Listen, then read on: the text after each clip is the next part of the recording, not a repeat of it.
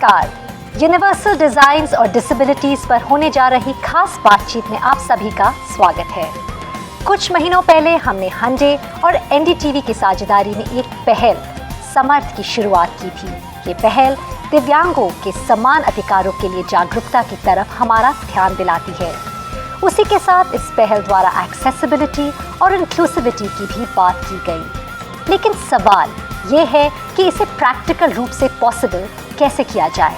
इसके लिए हमारा मेन फोकस है यूनिवर्सल डिज़ाइन्स और उसकी उपयोगिता पर। यूनिवर्सल डिज़ाइन्स उन सभी जगहों पर लागू किए जाएं जहां दिव्यांगता एक बाधा बनती है, फिर चाहे वो बिल्डिंग्स हो या पब्लिक स्पेसेस। यूनिवर्सल डिज़ाइन्स कई मायनों में एक ऐसा समाज बना सकता है जो इक्वालिटी, एक्सेसिबिलिटी और इंक्लूसिविटी के पैरामीटर्स पर खरा उतरता हो। और इस इम्पोर्टेंट विषय पर बातचीत के लिए हमारे साथ स्टूडियो में मौजूद हैं अंजलि अग्रवाल, समर्थयम की को-फाउंडर और award winning disability rights advocate, Gaurav Raheja IIT Roorkee में प्रोफेसर और हेड है आर्किटेक्चर और प्लानिंग डिपार्टमेंट में, फाउंडर हैं laboratory of inclusive design IIT Roorkee और इसके अलावा यूनिवर्सल डिज़ाइंस और एक्सेसिबिलिटी के कंसल्टेंट भी हैं। साल 2021 में वे हार्मोनाइज गाइडलाइंस और स्टैंडर्ड फॉर यूनिवर्सल एक्सेसिबिलिटी के प्रिंसिपल कंसल्टेंट थे। और साथ ही हमारे साथ है Sanjay Roy, team work arts के मैनेजिंग डायरेक्टर। हमारे साथ जुड़ने के लिए बहुत बहुत धन्यवाद। गौरव, मेरा पहला सवाल आपसे है, just to set the context of the show, कि यूनिवर्सल डिज़ाइन क्या है और अगर हम बात करें आर्किटेक्चर की या लैंडस्केप्स की, ये कितना ज़रूरी है और गवर्नमेंट की क्या गाइडलाइंस हैं? तो देखिए, बहुत ही सरल शब्दों में अगर समझा जाए, यूनिवर्सल डिज़ाइन एक सोच है, एक भाव है, एक तरीका है, एक प्रक्रिया है और एक बहुत अच्छी भाषा का उदाहरण है जिसमें किसी से कोई भेदभाव ना हो, ऐसी परियोजना बनाकर सबका समावेश हो पाए, ऐसा हमारा ऑब्जेक्टिव है। तो अगर इन शब्दों में हम समझें तो इसलिए यूनिवर्सल डिज़ाइन के जो कई प्रिंसिपल्स हैं, जिसमें से इंडिया प्रिंसिपल्स की अगर हम बात करें, उसमें इन शब्दों को इसी भाषा में लिखा गया है: सहजता, सुगम्यता, सांस्कृतिक which means cultural inclusion, सस्ता means economic and affordable, और सुंदर। इसका ये मकसद है कहने का कि यूनिवर्सल डिज़ाइन को सिर्फ दिव्यांगता से ना जोड़कर एक बड़े परिचायक में देखा जाए। तो यूनिवर्सल डिज़ाइन मुझे लगता है एक ऐसी भाषा शैली है जिसे पूरे समाज को एक एकत्रित होकर समझ सकते हैं। मैं ये नहीं कहूँगा कि ये सिर्फ डिज़ाइन विषय विशेषज्ञों के लिए रहे, बल्कि ये वो कड़ी है जिससे समाज एकजुट हो सकता है, इकट्ठे आ सकता है। और वो कैसे करेंगे, आई थिंक वही आज हम ये कॉन्वर्सेशन में करेंगे कि सॉल्यूशंस क्या हैं। पहले of course once we know की प्रॉब्लम्स क्या हैं। अंजलि जी, मैं आपसे पूछना चाहूँगी कि आपने सरकार के साथ, नीति आयोग के साथ बहुत क्लोजली काम करते हैं। अगर मैं पूछूँ गाइडलाइंस की या पॉलिसी मेकिंग की, कितना ज़रूरी है कि ये पर्सन विद डिसेबिलिटी उस पर काम करे, गाइडलाइन पर शुरू से, फ्रॉम द वेरी बिगिनिंग? देखिए, पहले मैं बताना चाहूँगी कि यूनिवर्सल डिज़ाइन को हम ये भी कहते हैं कि डिज़ाइन फॉर ऑल, सबके लिए। तो जब सबके लिए बन रहा है तो ये ज़रूरी है कि सब उसमें सम्मिलित हों। पर्सन्स विद डिसेबिलिटी या दिव्यांगजन अगर भारतवर्ष में देखे जाएँ तो 15 से 20% हैं, जो कि एक बहुत बड़ा नंबर है। और माइनॉरिटी कह लेते हैं क्योंकि वो दिखते नहीं है, विजिबल नहीं है। अब अगर उनका डिसीजन अगर आप नहीं ले रहे हैं तो उनके लिए चीज़ कैसे बना रहे हैं? तो जब हम ऑन बोर्ड होंगे डिसीजन मेकिंग में, पॉलिसी मेकिंग में, प्लानिंग में, डिज़ाइन में, तभी आप हमारे अनुरूप हमारी लिए चीज़ें बना पाएंगे। तो अगर आप हमें साथ नहीं लेते तो आप हमारे लिए नहीं बना रहे, पहला। दूसरा ये कि एक्सपीरियंस, जो हमने लिविंग एक्सपीरियंस है, हम विकलांगता के साथ जी रहे हैं, तो हमें ये भी पता है कि डिज़ाइन कैसे बनना चाहिए, कितना बनना चाहिए। अगर रैम बना रहे हैं 1:12 स्टैंडर्ड होना चाहिए, उसका 1:12 ग्रेडियंट होना चाहिए, 1:15, ये शायद कोई दूसरा विशेषज्ञ देख सकता है। लेकिन इतना स्टीप ना हो कि मेरी व्हीलचेयर पीछे लुढ़क जाए, या इतना स्टीप ना हो कि आगे खींचने के लिए मुझे 4 व्यक्ति चाहिए। और इसीलिए ज़रूरी है कि हम इसको इम्प्लीमेंट करें, और इम्प्लीमेंटेशन की सबकी भागीदारी, सबकी ज़रूरत है। जो डिज़ाइन कर रहे हैं, जो फंड कर रहे हैं, जो उसको जांच रहे हैं, सर्टिफाई कर रहे हैं, और फाइनली जो मेंटेन कर रहे हैं। अगर वो चारों चीज़ों का संगम नहीं होगा तो सुगम्यता अधूरी रह जाएगी। जी, आपने बहुत अच्छी तरह ये समझाया। I think from the beginning जो आपने ये बात की बहुत ज़रूरी है, एंड एक्सपीरियंस वाली बात भी आपने बहुत अच्छी तरह बताया। थैंक यू अंजलि जी। संजय जी, आपने हाल ही में जयपुर लिटरेचर फेस्टिवल में जो आपने किया, इंक्लूसिविटी की अगर बात करें, अगर हम बात करें एक्सेसिबिलिटी, इंक्लूसिविटी, ये रोज़मर्रा या एवरीडे लाइफ के बारे नहीं है। अगर किसी ने कॉन्सर्ट्स जाना है, एग्जीबिशन जाना है, तो आपने जयपुर लिटरेचर फेस्टिवल में कैसे किया, उसके पीछे क्या क्या था, ताकि आप हमें बता सकें। जैसे कि अंजलि ने कहा कि we need to create spaces which are inclusive.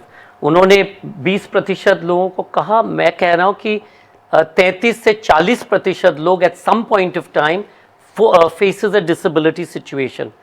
जहाँ तक कि आर्ट्स की सवाल है, देखिए we are at the cross section of arts, knowledge and innovation. अगर उस जगह में we do not make it inclusive, तो फिर किसके लिए हम कर रहे? We have to have an intent कि we this is a safe space across gender, across disability and it is inclusive। तो ये जब हम पहले डिगी पैलेस में जयपुर लिटरेचर फेस्टिवल करते थे, या कहीं पे भी अलग अलग हमारा जो फेस्टिवल्स होते रहते हैं, हम उस वक्त सोचते थे कि ये बाकी लोग क्यों नहीं आ सकते हैं। तो वहीं से ये शुरुआत हुई। निपमैन फाउंडेशन के साथ हमने जोड़ के डिसेबिलिटी एक्सेस की ऑडिट की और प्लानिंग की। एवरी ईयर ऑन ईयर हमने उसको थोड़ा बेहतर किया। इस साल जो हमने साइन लैंग्वेज को इंक्लूड किया, इसी कारण से किया कि again you are looking at including a different set of people. अब हमारा यह प्रयत्न है कि why can't we get more audio books. अगर कोई ऑथर आ रहे हैं जिसका किताब किसी को लेना है व्हाटएवर, उसकी भी ऑडियो भी बुक्स होनी चाहिए। So it's vital. जैसे इन्होंने कहा, अब मंदिर में जाओ, कॉन्सर्ट में जाओ, मॉल में जाओ, पार्लियामेंट में जाओ, कोई गवर्नमेंट ऑफिस में जाओ, जुडिशरी में जाओ, हर जगह ये रिस्पॉन्सिबिलिटी हमारी है to make it disabled friendly. जी, आपने कहा रिस्पॉन्सिबिलिटी, आई थिंक एक बहुत इंपॉर्टेंट वर्ड यहाँ आ जाता है। अंजलि, अगर मैं आपसे पूछूं, अगर हम बात करें जो गवर्नमेंट का जो एक्सेसिबल इंडिया कैंपेन है, सुगम्य भारत कैंपेन, उसमें 3 वर्टिकल्स है जिस पे उन बहुत फोकस करते हैं। वो है environment, built up environment, transportation ecosystem और इंफॉर्मेशन और कम्युनिकेशन इकोसिस्टम। जब इतना कुछ है इन प्लेस, तो अभी भी ऐसा क्यों है कि हम देखते हैं पर्सन्स विद डिसेबिलिटी के लिए एक्सेसिबिलिटी, इंक्लूसिविटी अभी भी एक बहुत बड़ा चैलेंज है? कहाँ हम गलत हो रहे हैं? पहले तो हम ये बताते हैं हम कहाँ सही हैं। सबसे पहले कि ये सुगम्य भारत अभियान जो आया, अपने आप में एक बहुत बड़ा मुहिम लेके आया। एम्बिशियस था, काफ़ी पूरे भारत को बदलना, उसको सुगम्य बनाना चैलेंजिंग था, पर इतना हुआ कि अवेयरनेस हुई, बहुत ज़्यादा मास अवेयरनेस हुआ। लोगों को पता चला कि सुगम्यता को एक अधिकार के रूप में देखना, एक लग्जरी के रूप में नहीं देखना। दूसरा जो चेंज आया वो माइंडसेट चेंज आया। नज़र को नहीं बदला, नज़रिए को बदलना शुरू हुआ। और तीसरा जो चीज़ है वो ये है कि लोगों को ये पता चला कि हमें करना है। चाहे उन्होंने शुरुआत सिर्फ एक रैम्प से और एक सुगम्य टॉयलेट से की, लेकिन बिल्डिंग्स में ये बनना शुरू हो गया है। कहाँ हम लैक कर रहे हैं वो ये है कि एक तो फंडिंग इम्पॉर्टेंट है कि उतना पैसा अवेलेबल होना चाहिए जितना कि इंफ्रास्ट्रक्चर रेट्रोफिटिंग के लिए ज़रूरी है। दूसरा कि कैपेसिटी बिल्डिंग, जो भी इंजीनियर्स, आर्किटेक्ट्स, प्लानर्स, जो भी लोग उसमें इन्वॉल्व हो रहे हैं, कंट्रैक्टर्स, इवन कि जो मज़दूर है, जो लास्ट जो बना रहा है, ईंट लगा रहा है या टाइल लगा रहा है, उसको पता होना चाहिए कि क्यों लग रही है। टेक्टाइल टाइल जो कि हम लोग लगाते हैं दृष्टिबाधित लोगों के लिए, तो ब्लाइंड व्यक्तियों के लिए टेक्टाइल टाइल सिर्फ सुंदरता के लिए नहीं होती है, वो उनके लिए नेविगेशन, ओरिएंटेशन, उसको रास्ता अपना समझना है, उसके लिए होती है। तो अगर हम वो मज़दूर को ये बात बता दें तो वो ठीक से लगाएगा और ठीक से काम करेगा। तो कैपेसिटी बिल्डिंग, एक ट्रेनिंग सबकी ज़रूरत है। और फाइनली जो बहुत इम्पॉर्टेंट है वो है कि हम रिव्यूज़ लें, कि जब हमने उसको यूज़ किया, अगर उसमें अभी भी कुछ बाकी है तो उसको दोबारा ठीक करने की ज़रूरत है, उसको दोबारा ठीक करें। उसी तरह सुगम्यता के जितने भी फीचर्स हैं जो हमारे स्पेस स्टैंडर्ड्स में दिए गए हैं, वो अगर हम नहीं कर रहे हैं, कोई भी व्यक्ति या कोई भी मैनेजमेंट, बिल्डिंग अथॉरिटी, डेवलपर नहीं कर रहा है, तो उसको सुगम्यता का सर्टिफिकेट ना मिले, और जिससे उसको इलेक्ट्रिसिटी, पानी या सीवेज लाइंस ना मिले। एक दिमाग में रहेगा कि मैंडेट है लॉ के द्वारा, कानून के द्वारा, तो उस कानून को तोड़ नहीं सकते। और अगर कानून तोड़ते हैं तो उसके लिए इन्फोर्समेंट ज़रूरत है कि अगर आप गलत काम करें तो पेनल्टी भी है, शायद जेल की सज़ा भी हो सकती है, चाहे आपको बड़ा फ़ाइन भी भरना पड़ सकता है, जो कि लॉ में दिया गया है। आई थिंक जो आपने ये पॉइंट्स कही हैं, एक अवेयरनेस आपने कहा कि हर stakeholder, from the person जो बनाता है से लेके जो यूज़ जिसको हर लेवल पे इन्वॉल्वमेंट होनी चाहिए। गौरव, मैं आपसे पूछना चाहूँगी, अवेयरनेस की जो हमने बात की, क्या अवेयरनेस में कमी है when we talk about inclusivity, accessibility की इम्प्लीमेंटेशन में? और मैं वही सवाल पूछूंगी जो अंजलि से पूछना कि where are we going wrong? So देखिए अंबिका, कहीं ना कहीं तो कुछ गैप्स छूट जाते हैं, लेकिन मैं ये नहीं कहूँगा, क्योंकि प्रयास निरंतर हो रहा है। शायद मुझे लगता है अभी अगर प्रयास 100 लोग कर रहे हैं तो 1000 और करना चाहिए। उस श्रृंखला में अगर हम देखें तो एजुकेशन, पहली तो मैं ये नहीं मानता कि वो एक क्लासरूम का विषय है, वो रोज़ का विषय है। मैं रोज़ अपने ज्ञान को कैसे अप्लाई करता हूँ, ये हमारे सामाजिक विषय भी है। क्योंकि बहुत से लोग हो सकता है इसकी फॉर्मल एजुकेशन ना ले पाएँ, लेकिन क्या हमारे पास उस श्रृंखला में, इसलिए मैं पहला शब्द यूज़ करना चाहूँगा सेंसिटिविटी, दूसरा शब्द है सेंसिबिलिटी। एंड इन दोनों शब्दों को जब आप मिला पाएंगे तभी आप एक स्वीकृत वातावरण का निर्माण कर पाएंगे। अब उस एजुकेशन में मेरा पहला अपील जैसे होगा कि क्या हम एक डिसेबिलिटी को स्वयं के ऊपर लागू करके देख सकते हैं? आधा दिन हम आंख बंद करके जी के दिखाएं, आधा दिन हम बिना बोले दिखाएं, आधा दिन हम बिना सुने दिखाएं, और ऐसे अनुभव जब हम कर लें तो मुझे लगता है एक संवेदनशीलता पैदा हो सकती है, जिसके लिए बड़े शिक्षा मंच पे जाने की भी ज़रूरत नहीं। लेकिन दूसरी चीज़ है इसका प्रोफेशनल पार्ट, क्योंकि इसमें जैसे कि मैं आपको बताऊं, जब हम रैंप बनाते हैं उसका सही ज्ञान ना होना कई बार ज़्यादा हानिकारक है। जब हम स्टीप रैंप बनाते हैं उसमें उतरते समय गिरने के कई ज़्यादा संभावनाएं बढ़ जाती हैं, जिसको कि रोका जा सकता है अगर सही हाइट पे हैंड रेल हो, सही फ्रिक्शन हो, कम से कम 12 से 15 पैरामीटर्स हैं जिस पे जाके वो बन सकता है। तो मुझे लगता है कि एजुकेशन को हमेशा एक बहुत दूरगामी सोच ना समझ के उसे अपनी रोज़मर्रा की एजुकेशन का जब तक पार्ट नहीं बनाएंगे, मुझे लगता है वो गैप हमेशा दिखेगा। और दूसरा मुझे लगता है कि जो आधिकारिक तौर पर जैसे इम्प्लीमेंटेशन एजेंसीज हैं, मैं समझता हूँ उसमें डेवलपमेंट अथॉरिटीज़ का बहुत बड़ा योग है। मान लीजिए आज आपके आर्किटेक्ट्स या इंजीनियर्स ट्रेन हो भी जाएं या हो गए हैं थोड़ा बहुत तक, क्या हमारे यहाँ जो नक्शा पास करेंगे उनकी भी उतनी ट्रेनिंग है? तो वहाँ हमें एक दूसरी एजुकेशन चलानी पड़ेगी जिसको हम कैपेसिटी डेवलपमेंट बोलते हैं। समाज plays a very very important role. और अब लेंगे हम एक छोटा सा ब्रेक। ब्रेक के बाद जानेंगे कि यूनिवर्सल डिज़ाइंस के साथ एक समावेशी समाज कैसे बन सकता है। देखते रहिए स्मार्ट बाय हांडे की ये खास पहल।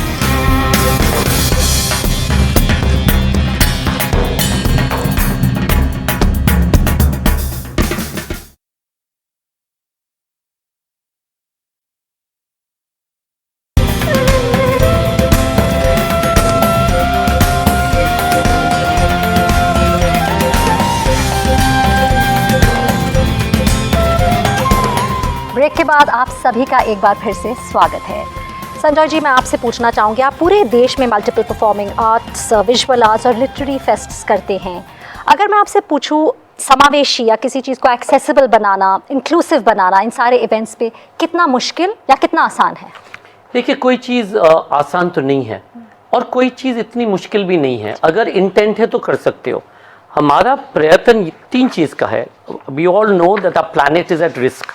तो एक तो क्या हम अपना फेस्टिवल्स कार्बन न्यूट्रल कर सकते हैं, वेस्ट फ्री कर सकते हैं और एक्सेसिबल कर सकते हैं। This today is imperative for anything that anybody does in a public space. Government हो, प्राइवेट इंडिविजुअल्स हो, ऑर्गेनाइजेशंस हो, ये होनी ज़रूरी है। ये आज की दुनिया में ये ऑप्शन नहीं रहा कि शायद आप करोगे तो देख लेना। देख लेने की कोई बात नहीं है।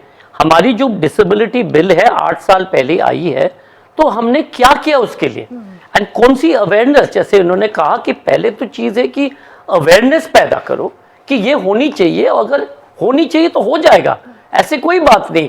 इनोवेशन भी है, आइडियाज़ भी है, लोग भी है, संस्था भी है, पर इंटेंट होनी चाहिए, अप्रोप्रिएट कंसिडर्ड नॉलेज होनी चाहिए, not half bake WhatsApp knowledge, appropriate considered knowledge.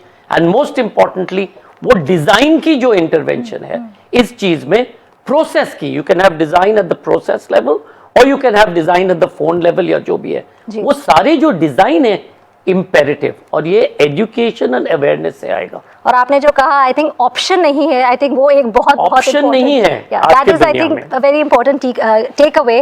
Anjali ji, मैं आपसे पूछना चाहूंगी कि अगर हम right to persons with disability act के बारे में बात करें, जो बिल्डिंग्स हैं, क्या वो हो रहा है? क्या जो लॉज हैं, जो उनके स्टैंडर्ड्स को इम्प्लीमेंट करने के लिए क्या बेहतर हम कर सकते हैं और किस तरह किया जा सकता है? सो विकलांगता अधिकारिता अधिनियम 2016 rights of persons with disability act बहुत क्लियरली कहता है कि पहले वाला एक्ट कहता था कि गवर्नमेंट बिल्डिंग्स को देखें, सरकारी भवनों को देखें। अब ये कहता है कोई भी भवन हो, कोई भी रास्ता हो, कोई भी समुद्री जगह है, या कोई लोग पहाड़ों पे हैं, स्कूल्स हैं, कॉलेजेस हैं, या कोई किसी रेगिस्तान में, सब कुछ सुगम्य होना चाहिए। तो इसके लिए ज़रूरत है मास लेवल पे काम करने की और माइक्रो लेवल तक पहुंचने की। और माइक्रो लेवल में जो मैंने पहले भी कहा कि हर व्यक्ति जो बिल्डिंग बनाने में या साइट प्लानिंग में इन्वॉल्व होता है, उसको परफेक्ट नॉलेज होनी चाहिए, इन्फॉर्मेशन होनी चाहिए, स्टैंडर्ड्स को फॉलो करने की ज़रूरत है। ये नहीं कि एक स्कूटर रैम्प बना दिया और उस पर सोचा व्हीलचेयर भी चढ़ जाएगी, वो नहीं चलेगा। दूसरी चीज़ है, हमारे देश में अभी ज़रूरत है एक्सेसिबिलिटी ऑडिटर्स की, जो इन जगहों को, साइट्स को ऑडिट कर पाएँ। जैसा कि अभी बात कर रहे थे कि जयपुर में आप ऑडिट करा रहे हैं अपनी साइट्स को देखने के लिए कि आपका फेस्टिवल पूरी तरह से सुगम्य है कि नहीं। तो उसी तरह भवनों के ऑडिट करने के लिए एक्सेसिबिलिटी ऑडिटर्स हैं, और वो लोग जानते हैं, they are people living with disabilities, they are professionals, engineers, architects उनके साथ जुड़े हुए हैं, प्लानर्स हैं, ड्राफ्ट्समैन हैं, वो सब मिलके ड्राइंग्स भी बनाते हैं और भवनों को ऑडिट करते हैं और पूरी रिपोर्ट देते हैं जी। थर्ड चीज़ उसके बाद ज़रूरत है कि सर्टिफिकेशन की। जब हमने अपनी रिपोर्ट दे दी और उसके बाद रिपोर्ट की इम्प्लीमेंटेशन हो रहा है, तो वो क्या पूरी तरह से दिखाई दे रहा है या नहीं। 10 चीज़ें दी, उसमें से ऐसा तो नहीं है 5 कर दिया उसके बाद बोला कि भवन सुगम्य हो गया, नहीं।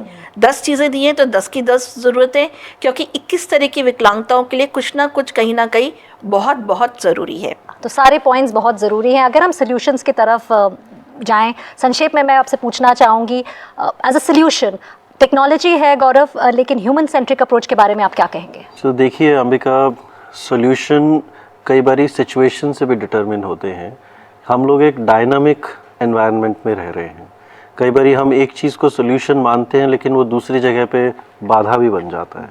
तो पहली चीज़ तो ये है कि इस तरह का फ्यूचर अगर हमें देखना है तो एज संजीव ऑल्सो मेंशन कि हमें अपनी इंटेंट को पहले चेक कर लेना चाहिए।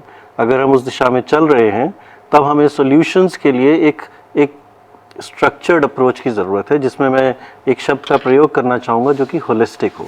बिल्डिंग्स और इंफ्रास्ट्रक्चर के सॉल्यूशंस अलग हैं, असिस्टिव टेक्नोलॉजीज़ के सॉल्यूशंस अलग हैं, लेकिन ये दोनों सॉल्यूशंस जब इकट्ठे मिलते हैं, जैसे कि एक व्हीलचेयर एक सॉल्यूशन है एक पर्सन विद लोकोमोटर डिसेबिलिटी का जी, एक बिल्डिंग में एक स्टेप्स हैं सॉल्यूशन उसके अंदर जाने का, लेकिन जब ये दो इकट्ठे मिलते हैं तो वहाँ ये सॉल्यूशंस एक दूसरे से बात नहीं करते। वहाँ ज़रूरत पड़ती है एक तीसरे सॉल्यूशन की, जो होता है रैंप, जिस पे लेकिन पहिया भी चला जाता है और पैदल भी चला जा सकता है। तो इस तरह से अगर हम देखें तो हमारी अप्रोच कंस्ट्रक्टिव दिशा में अगर हम चल पड़े तो मुझे लगता है हम दिव्यांगता से बहुत आगे जा सकते हैं। क्या हिंदुस्तान का हर नागरिक ये बोल सकता है कि हम एक इंक्लूसिव और एक्सेसिबिलिटी ड्रिवन सोसाइटी का पार्ट हैं? बहुत बहुत ज़रूरी है। आई थिंक वो टर्म आया है, so thank you for explaining that. और आपने जो कहा अप्रोच, होलिस्टिक अप्रोच बहुत ज़रूरी है। संजय जी, अगर मैं आपसे पूछूं वो 3 सलाहें जो आप देना चाहेंगे उन लोगों को जो इवेंट्स या फेस्टिवल्स क्यूरेट करते हैं कि किस तरह उस स्पेस को ज़्यादा समावेशी या इंक्लूसिव बनाया जा सके? अंबिका, देखिए हमारे जो क्रिएटिव सेक्टर में है वो सब कुछ जुगाड़ पे चलता है। जुगाड़ इज मेक डू। अगर इसको बदल के आप जुगाड़ को मेक पॉसिबल करो, you know, then you immediately turn it on its head. Again I'm saying, आज की दुनिया में this is not an option। और जहाँ तक कि solution है, डिज़ाइन से शुरुआत होती है। जी। कोई भी चीज़ आप डिज़ाइन करो आज के दिन में, कोई भी इंस्टीट्यूट में डिज़ाइन की जो होती है, वहाँ पे first you have to see कि इसमें हर जन की design, is this applicable to everybody. कोई भी डिसेबिलिटी हो उसमें वो डिज़ाइन क्या सफलता पाएगी कि नहीं पाएगी, then you have to innovate further. Ji. You cannot say this is only for this group of people. याद रखिए अंबिका जी, एक दिन हम सब at some point of time we will all face one form of disability or mental turmoil or mental disability. This is a given. Why don't we plan for it? Why don't we make it possible? Again, I'm going back to jugaad as make possible rather than make do. And no option. I think I'll go back to that. Anjali जी, आखिरी सवाल आपसे, आप वो 5 सलाहें क्या देना चाहेंगे ताकि जो हमारा देश है एक बैरियर फ्री इंफ्रास्ट्रक्चर और लैंडस्केप हम उसे उस तरह बना सकते हैं? सो मेरे पास 4 शब्द हैं. सारा, सेफ्टी मतलब सुरक्षा, एक्सेसिबिलिटी मतलब सुगमता, रिलायबिलिटी मतलब हम रिलाई कर पाए, हमें कंटिन्यूटी मिले, हमें ये फैक्टर मिले कि जहाँ भी हम जा रहे हैं सुगमता हमें मिल रही है. और फाइनली अफोर्डेबिलिटी मतलब इकोनॉमिक्स को देखते हुए कि वो बहुत महंगा ना हो. और इन सब को अगर मिला के एक शब्द में अगर हम जोड़ते हैं तो वो है कि प्लानिंग से लेकर और उसको इम्प्लीमेंटेशन और ऑपरेशंस कंटिन्यूस रहें. एक जो शब्द मैं हमेशा सबको कहती आती हूँ वो है पर्सनल भी पॉलिटिकल है. तो कभी भी ये ना सोचें कि जब तक कि आप इंक्लूड नहीं हो रहे हैं वार्तालाप में, डिज़ाइन में, पॉलिसी मेकिंग में और उसके रिज़ल्ट के सॉल्यूशन पाने में, तब तक वो चीज़ अधूरी है. तो पीपल विद डिसेबिलिटीज़ को डेफिनेटली साथ लें. एब्सोल्युटली. थैंक यू आप सभी का, आप स्टूडियो आए, हमसे बातचीत कर अपने इंसाइटफुल आपने सब अपनी एक्सपीरियंस शेयर की. बहुत बहुत धन्यवाद. इस बातचीत में हमने यूनिवर्सल डिज़ाइंस की कई ज़रूरी बातों को जाना और समझा. हंडे और एनडीटीवी की साझेदारी में समर्थ एक ऐसी पहल है जो इंक्लूसिविटी और एक्सेसिबिलिटी को लेकर एक नया भारत बनाने की दिशा में काम कर रहे हैं. हम चाहेंगे कि आने वाले समय में ये एक्सपर्ट्स एक बार फिर हमारे स्टूडियो में आएँ और इस इम्पॉर्टेंट टॉपिक पर हमसे और बातचीत करें ताकि हम डाइवर्सिटी को थोड़ा और समझें और अपने स्पेसेस को ज़्यादा समावेशी और सुलभ बना सकें.